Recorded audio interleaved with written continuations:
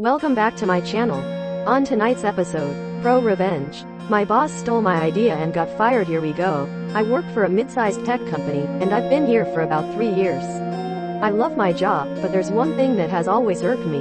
My boss, Jim.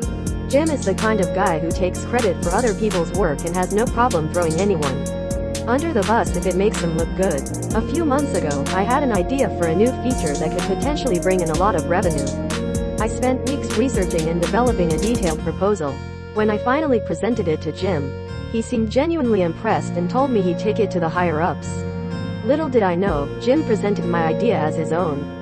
When I found out, I was furious. But I knew I couldn't just confront him. I needed to be smart about this.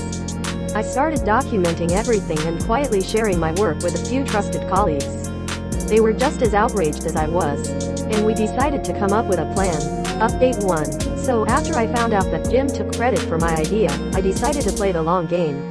I continued working on the project, but I made sure to keep my own, more detailed notes separate from the official documents Jim was using. I also started to subtly hint to my colleagues that Jim wasn't the mastermind he claimed to be. A couple of weeks later, Jim called a meeting to discuss the progress of his project. He seemed to have all the answers, but when it came time to show the latest developments, he was oddly vague. That's because he didn't have the latest developments. I did. I knew I had to make my move soon. So I scheduled a meeting with the CEO and a few other higher-ups. I told them I had some important information regarding the new project and that it couldn't wait. They were intrigued and agreed to meet with me the next day. Update 2. The day of the meeting. I was nervous but determined. I brought all my documentation and evidence, including the original proposal with my name on it. When I presented everything to the CEO and the other executives, they were shocked. They had no idea that Jim had stolen my idea and passed it off as his own. They thanked me for coming forward and assured me that they would handle the situation. I left the meeting feeling a mix of relief and anticipation. I didn't know exactly what would happen next, but I knew I had done the right thing. A few days later, I noticed Jim was unusually quiet and tense. He was called into a series of closed-door meetings, and by the end of the week, he was gone. The official announcement stated that he had decided to pursue other opportunities. But everyone knew what really happened. Update 3. After Jim was fired, the atmosphere in the office changed dramatically. People were more relaxed, and the general mood was much more positive.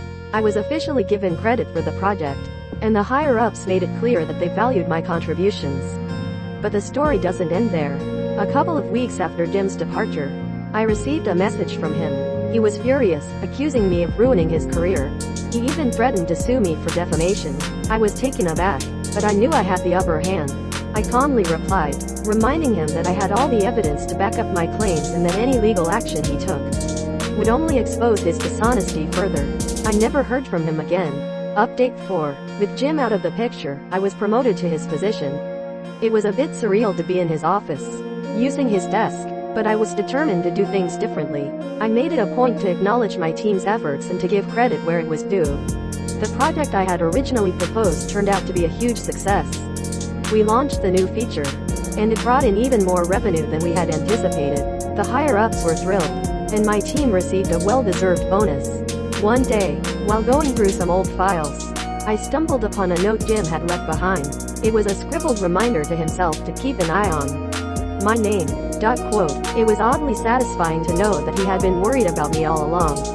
Final update. It's been a year since Jim was fired, and things have only gotten better. The company continues to thrive, and our team has grown even stronger. I was recently recognized at a company-wide event for my contributions and leadership, which was incredibly gratifying. Looking back, I'm glad I chose to handle the situation the way I did. It would have been easy to confront Jim in anger, but by staying calm and collecting evidence, I was able to not only expose his deceit but also prove my own worth to the company. I've learned a lot from this experience, and it has made me a better leader. I always make sure to support my team and to recognize their hard work. After all, it's the collective effort that drives success. So, if you ever find yourself in a similar situation, remember to stay calm, document everything, and trust that the truth will come out in the end. And to Jim, wherever you are, I hope you've learned something from this too. Karma, as they say, has a way of catching up with us all. Thank you so much for watching. Curating these posts takes a long time. I upload 5 times a day, and I only ever upload complete Reddit stories. Drop a like, comment what you think, and please subscribe. Until our next time, cheers.